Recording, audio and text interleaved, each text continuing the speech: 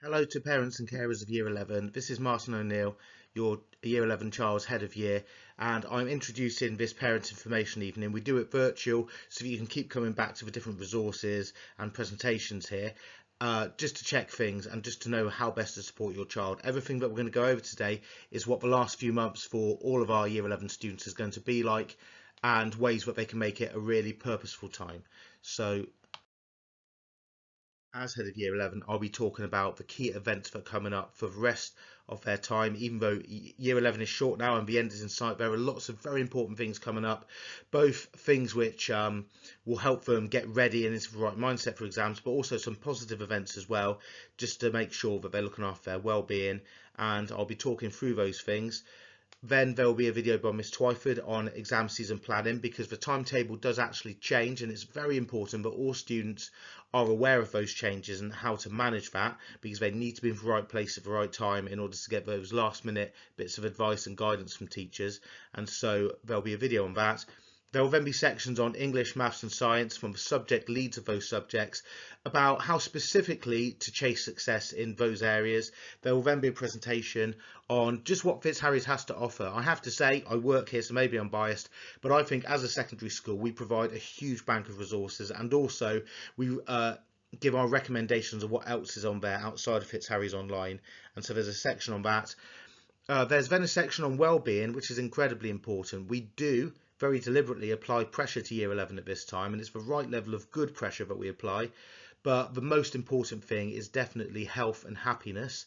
And so we will be having a section on how year 11s can look after themselves during this time period, because that's really important. Because I always say to them that while we do want them to do well and we do want results day to be a good day to set them up for their next steps, regardless of how the exams go, what's more important to me is that they know how to just repair themselves after that pressure of the exams, and that they're not in a position where they're really actually quite troubled by it and they have very bad memories of that. So it'll just be about how they can stay on top of things and stay stable during that time period. And then there'll be a presentation from me at the end with final messages and a bit of good luck. So I will quickly go through the timeline for term 5. Some dates sometimes are subject to change, but this is part of the year 11 roadmap. And really it's going from April onwards. They will have taken mock exams, and then at the end of April will be in a position to be able to give them their grades from that. That'll be the last time they get their predicted grades.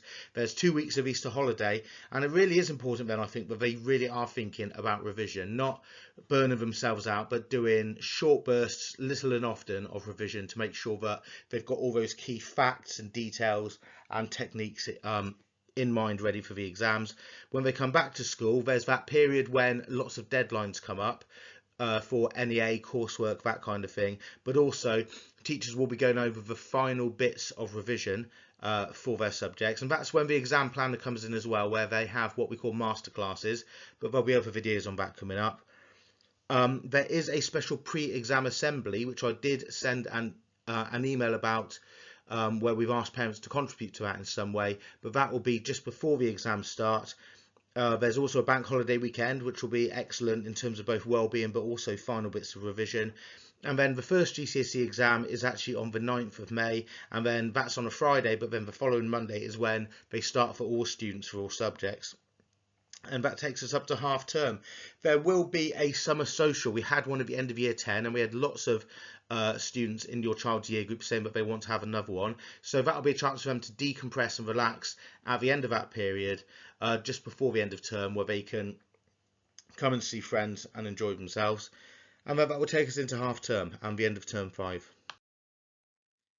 And term 6 then picks up again straight away with more GCSE exams, and that takes us to the final GCSE exam for the whole year group, and then students who do certain subjects such as technology and food will have a couple more GCSE exams. After the last exam for the whole year group, they will no longer be expected to be in school, but they must be in school every day up until that point, regardless of what exams they have that day.